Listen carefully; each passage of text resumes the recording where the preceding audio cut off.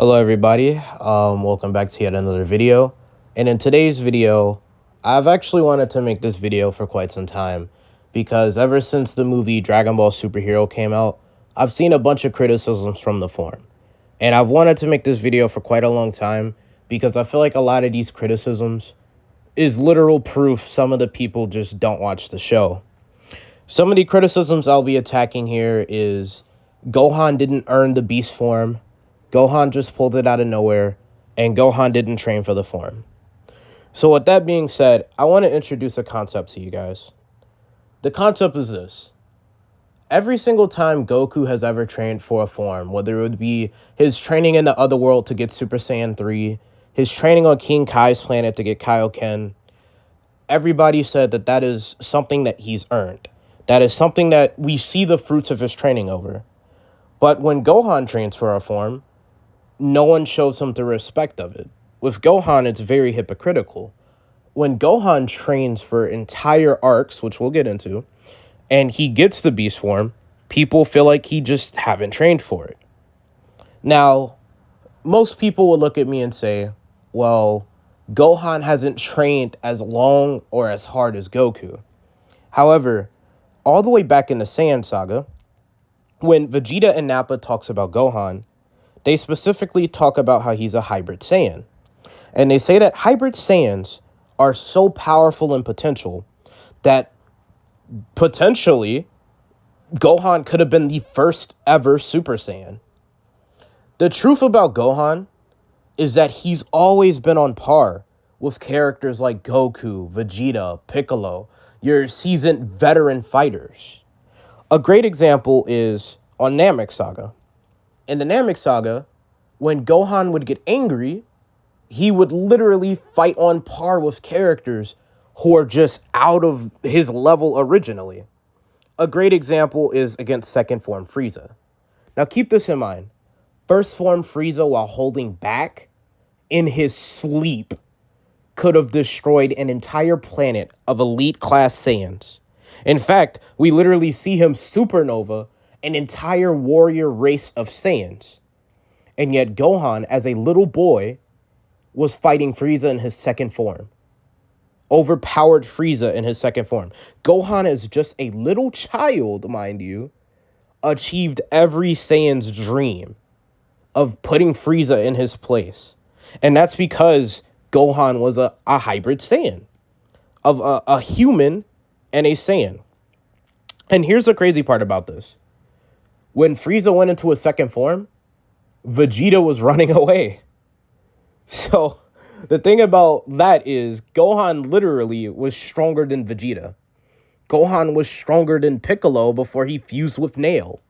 Gohan was arguably stronger than the Goku who was healing in the chamber, and he was definitely stronger than the Goku that fought Ginyu. My next exhibit about this would be Super Saiyan 2 Gohan. That is very easy to talk about.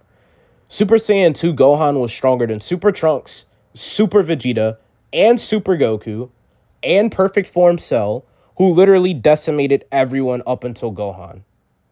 Even as just a normal Super Saiyan, when Gohan saw Goku and Cell fighting at full power, Gohan thought that they both were holding back because he could easily read their movements. Next is Ultimate Gohan. Okay, imagine this.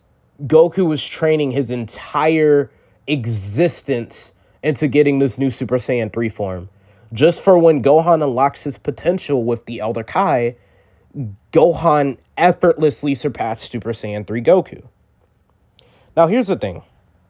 I want to build up this narrative, right, that Toriyama has presented, that every single time Gohan, a hybrid Saiyan, has gotten a significant power boost, he is consistently on the level of Goku and Co. However, I want to talk about when people say he didn't train for the form or that he pulled Beast out of nowhere. So, obviously, in Resurrection F, it's revealed that Gohan wasn't training. Gohan could barely go Super Saiyan in Resurrection F. Whether it was the anime or whether it was the movie, Gohan was down to nothing.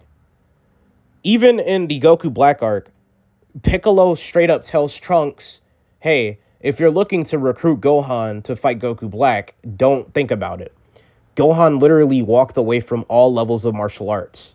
He's just a scholar now. Gohan was barely able to go Super Saiyan in Resurrection F, and that's the reason why. Because he threw his martial arts away. He threw that life behind him and just became a full-time scholar. However, in both the manga and the anime, something cool happens. In the manga, when Trunks is going to the hyperbolic time chamber, Gohan says, and I quote, "I started using the hyperbolic time chamber to train. No one has asked me to join in any fights recently. It would be pretty lousy for me not to help out if something big happens." So Gohan on his own was training during the Goku Black arc. That's where his training first began in Dragon Ball Super, was the Goku Black arc. We even see this in the anime, where Gohan literally shows up in his ultimate form to say goodbye to Trunks. And granted, it's not directly said to us he's training. It literally, they show us him after he's done training. Flying doesn't take a lot of energy for people who are used to flying. In Resurrection F, Gohan was flying, and this is a Gohan who just stopped training. In the Goku Black arc, why is Gohan sweating while he's flying? And he flies in with Piccolo, keep in mind. So it is very much directly implied that because he's in his ultimate form, a form he could not achieve prior, right? Because he could barely get Super Saiyan. Because he's in his ultimate form now, and he's sweating and he's out of breath, it's because he had just got done training with Piccolo. Now, throughout the Goku Black arc, Gohan was training. But even in the Tournament of Power, Gohan had asked Piccolo, hey, train me up some more. I don't think I'm ready to go against like the strongest characters from all of these other universes, especially if it's to protect my wife and child. With that being said, Gohan proves that he's on Super Saiyan Blue Goku's level. He proves that he's consistently on Piccolo's level. And even then, when these people are fighting Analaza, right? Gohan is literally proving he's on the level of the likes of Golden Frieza. Which, keep in mind, Golden Frieza is able to keep up with full power Jiren. Same thing with Android 17. Android 17 was able to keep up with full power Jiren. And he's on the levels of Blue Goku and Blue Vegeta. So with that being said, straight up, Gohan being with Team Universe 7 is proving that he can consistently be a top tier Universe 7 fighter. He is proving that he can still be on the level of Goku and Vegeta, of Frieza and 17. It's to the point where throughout the Tournament of Power, twice, Beerus has shown respect towards Gohan with the compliment of "well done, kid," and then he changes it to "no, Gohan." And then when Gohan gets eliminated, Beerus is just like, "Hey there, son of Goku. Sorry, let me address you by your name. Gohan, you fought well down there." So it's to the point where the literal god of destruction is showing his respects, which is not something Beerus do often. More to it, when in the Moro and Granola arc, when Gohan pulls up, Vegeta and Piccolo both make compliments about how much stronger Gohan has gotten, to the point where they could barely recognize him. And even then, when Gohan fights 7-3, keep this in mind, in Gohan's base form, he was able to speed blitz and completely overpower 7-3. So, straight up, like, Gohan is consistently on Goku, Vegeta, and Piccolo's level, and et cetera, et cetera. But on top of that, this is a Gohan who's been training since the Goku Black arc. Now we get to Superhero. So yes, while Piccolo does tell Gohan, hey, you straight up just haven't been training. You should train every once in a while. He then hits Gohan out of nowhere, and Gohan blocks the attack. And he tells Piccolo, word for word, I still haven't lost my edge. Now, that should seem weird, right? Because when Gohan stopped training in Fakatsu no F, he lost his edge completely. He could barely do anything on his own. He couldn't even put up a fight towards Frieza in just his first form. Why is this any different? Well, at the end of Dragon Ball Superhero, sorry, spoilers, Gohan does a special beam cannon. And Piccolo talks to Gohan and he's like, huh, that was a special beam cannon. I've never seen you do that. This isn't Dragon Ball Xenoverse. Like, what are you doing a special beam cannon for, Gohan? And Gohan straight up tells him, I've been training in secret. So that's why to Piccolo, he doesn't know that Gohan has been training. Because Gohan has been training in secret. And what does that result into? He's able to, in his base, keep up with characters like Gamma 1, Gamma 2, 7-3, right? In his base, he fought Moro. I don't recall if he ever transformed. The fight didn't go so well for him, but he still did what he could, right? Now we get Beast Gohan, and this is where I ask, did he really get the Beast form out of nowhere if he has been training since the Goku Black arc, if he has been literally on their par since the Goku Black arc? I just don't see it. He's been training post-superhero.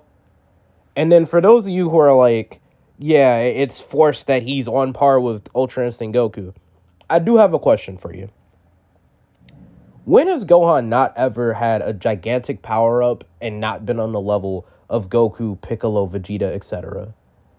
Because we've seen it every single time. No one had an issue with Super Saiyan Gohan in the Cell Saga being stronger than Goku, Piccolo, Vegeta, Trunks. No one ever had an issue with Kid Gohan when he's fighting second form Frieza. Or keep this in mind. I want you to keep this in mind. Keep this in mind. When Vegeta was fighting Final Form Frieza was holding back. And Vegeta couldn't land a hit. When Gohan was fighting Final Form Frieza, Gohan got some hits in. No one had an issue in both of those situations with Gohan being stronger than Vegeta, stronger than Piccolo, on par with arguably Super Saiyan Goku to a certain level. Now, whether Gohan should beat Ultra Instinct Goku or whether the others should beat them or whether it's invalid that they're on par, that's a power scaling discussion for a different day. However, my job here is to provide these two examples that A, Gohan consistently has been on the par or even greater than the characters like Goku, Vegeta, etc. time and time again. And B, that he's trained for this and we've literally seen it with our own eyes. The only reason I feel like people are just disgusted by Beast form is because it's a form that surprised us. And it's a form that was questionably stronger than Ultra Instinct. Something where it's like, when Ultra Instinct came out, it completely invalidated the Tournament of Power. The fact that it was stronger than Full Power Jiren for a bit. The fact that Ultra Instinct Goku was just like the strongest form of Goku we've seen in Dragon Ball Super. It was something that was breathtaking, and it even broke the internet. So it's understandable why it has the reactions that it has, but to completely invalidate other characters because they're just not Ultra Instinct Goku, it's just horrible, and it's a disgrace to Toriyama's work to be doing that. So in conclusion, Gohan has trained his butt off as a hybrid Saiyan, mind you, to get the Beast form, so it's not forced, it didn't come out of nowhere, and he should be on the par of these characters, Ultra Instinct Goku, Blue Evolution Vegeta, Ultra Ego Vegeta, Full Power Broly, or Super Saiyan Broly in the manga, because that's how he's always worked. Gohan has always worked that way. Anyways, that's just my video in Defense of Gohan. Let me know what you guys think. I'll see you all in the next video. I love every single one of you all. Peace.